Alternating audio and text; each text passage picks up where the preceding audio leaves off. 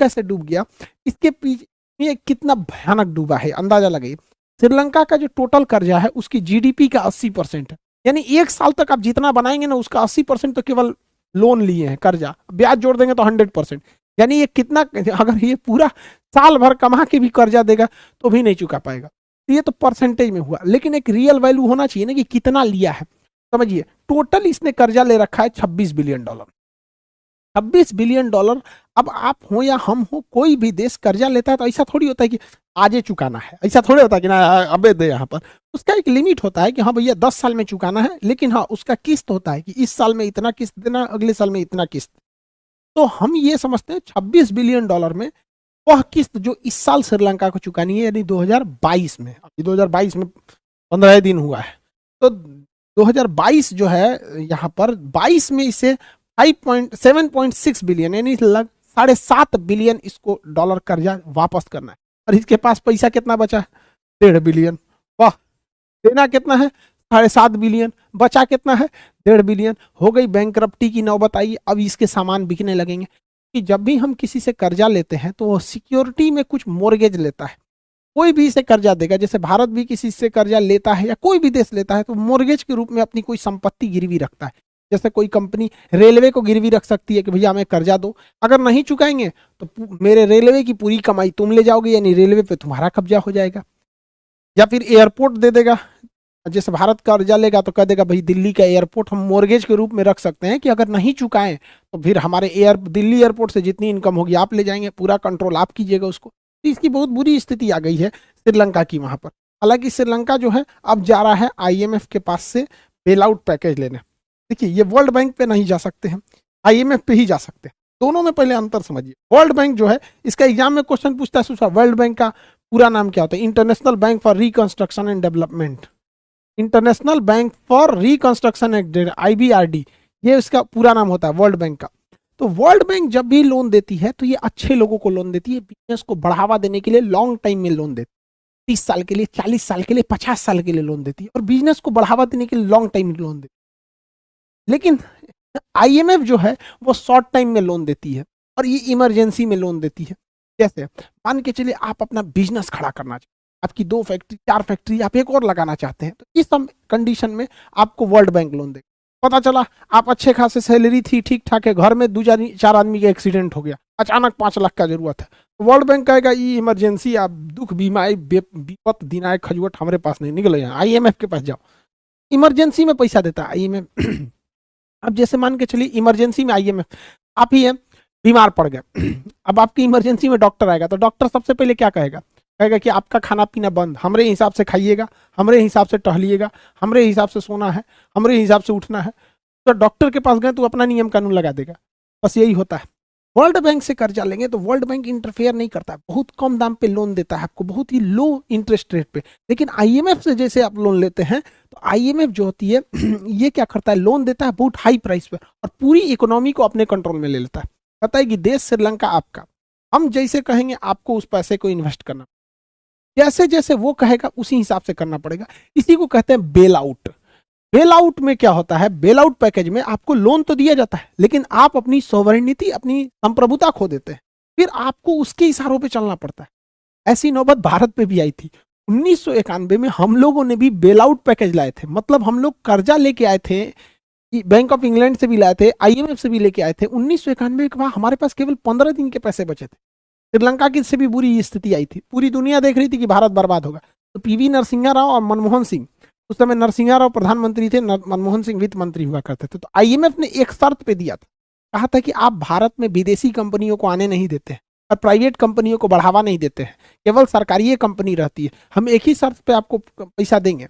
Bail out में पहले पता है, बेल आउट का मतलब ये होता है शर्त रखेगा अपना नियम कि आप प्राइवेट कंपनी को भी आने दीजिए, सरकार और विदेशी कंपनियों को भी आने दीजिए, और दोनों को छूट दीजिए, यानी प्राइवेटलाइजेशन कीजिए और लिबरलाइजेशन कीजिए और ग्लोबलाइजेशन कीजिए, LPG कीजिए 1991 में। मतलब प्राइवेट को भी दीजिए और विदेशी को भी दीजिए, दोनों के साथ लिबरल रहिए, सरकारी, प्राइवेट और विदेशी कंपनियों में भेदभाव नहीं होना चाहिए। तो उस समय हम लोगों ने स्वीकारा था। तब भारत में आई थी विदेशी कंपनी भी, तो विदेशी कंपनियों ने टाई अप भी किया था। भारत की हीरो कंपनी से टाई अप किया था होंडा ने, तो होंडा, हीरो, होंडा दोनों मिलके बनाने लगे सब हीरो होंडा, बाद में अलग हो गए सब यहाँ पे। तो वो बहुत अच्छा समय था हमारे लिए। श्रीलंका को भी बेल आउट पैकेज मिलने जा रहा है, लेकिन श्रीलंका की अर्थव्यवस्था संभल नहीं पाएगी इन दो लोगों से। क्या ही बताएं आपको, तो बेल आउट पैकेज आप समझ गए। दूसरा क्वेश्चन एग्जाम में पूछेगा कि अल्पकालीन ऋण कौन देता है? छोटे समय के लिए तो आईएमएफ देता है, दीर्घकालीन और विकासात्मक कामों के लिए वो देता है। इमरजेंसी और भुगतान संतुलन में गड़बड़ हो जाता है, भुगतान संतुलन में तो पैसा देना है, बिल पेमेंट करना है, पैसे नहीं है, उस सब के लिए आईएमएफ होता है।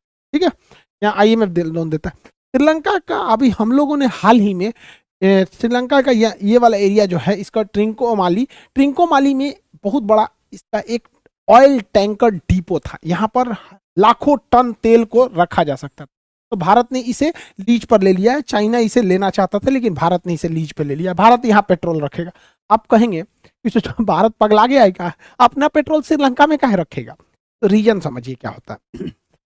कभी कभी क्या है कि तेल के दाम में अचानक गिरावट आ जाती है, इतना गिरावट आ जाती है कि किसी भी देश को अरबों खरबों का फायदा हो सकता है। ठीक है, उस स्थिति में जैसे भारत में 2020 में इतना तेल का रेट गिरा था जिसका कोई हद नहीं, 32 रुपये लीटर पे चला आया था।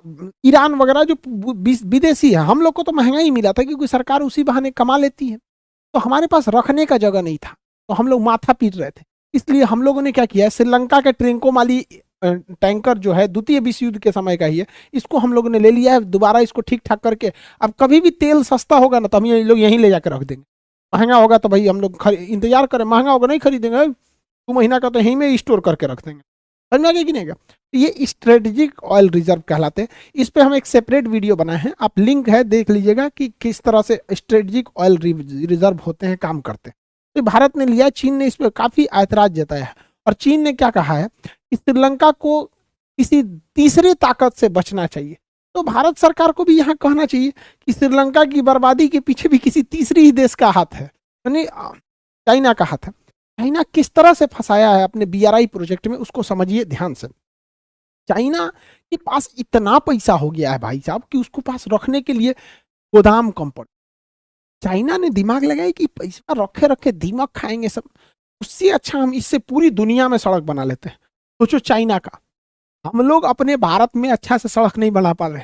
कभी आइए बिहार में, आपको यहाँ 100 किलोमीटर चलने में 5 घंटा लगेगा, जबकि देश किसी भी देश में विकास का एक सीधा सा उसूल है, अगर आप 1 घंटे में 100 किलोमीटर का डिस्टेंस ट्रेवल कर रहे हैं, उस जगह को भगवान भी विकास होने से नहीं रोक सकते। और हाँ, यहाँ पे क्या होता है, 100 किलोमीटर मतलब 5 घंटा तो कोई नहीं रोका है आपका। 100-150 किलोमीटर आराम से गया, जाम लग जाएगा तो और भयानक हो जाता है। 4 घंटा 5 घंटा लग जाते हैं 100-150 किलोमीटर डिस्टेंस है। तो चाइना के पास इतने पैसा थे कि उसने पूरी दुनिया में सड़क बना दिया, दुनिया में, और पैसा दिया अपना, लो ना हमारा सड़क है। इसने 2 तरह से सड़क बनाया। एक जमीन पर जो बनाया, इसने सड़कों का जाल बिछाया, मंगोलिया में, रूस में, कजाकिस्तान में, तुर्की में, ईरान में, यहाँ से पूरा यहाँ यूरोप तक में पूरा सड़क बिछा दिया। यहाँ पर पाकिस्तान में सीपीईसी ये सड़कें बिछा दिया। इन सड़कों को वो कहता है वन बेल्ट, इसे वो कहता है वन बेल्ट। दूसरा, समुद्री रास्ते को भी उसने बनाया, जगह जगह पे बंदरगाह बनाया। लगभग यहाँ पे 60 देशों में इसने क्या किया, बंदरगाह बनाना चालू किया, 60 देशों में। इसे कहता है वन रोड, वन रोड। तो जो स्थल मार्ग है उसे कहता है वन बेल्ट, और जो समुद्री मार्ग है उसे कहता है वन रोड। उसी को कहता है one belt one road initiative. इसी को शॉर्टकट में belt and road initiative BRI कहते हैं। तो ओबीआरबी कहिए, ओबीओआर कहिए, वन बेल्ट वन रोड कहिए, या उसी का शॉर्ट फॉर्म होता है बीआरआई प्रोजेक्ट। और इसी को आप कह सकते हैं सिल्क रूट कह सकते हैं। सिल्क रूट आज से 2000 साल पहले हुआ करता था, प्राचीन काल में, उसी का ये नया वर्जन है। इस प्रोजेक्ट के तहत चाइना अपने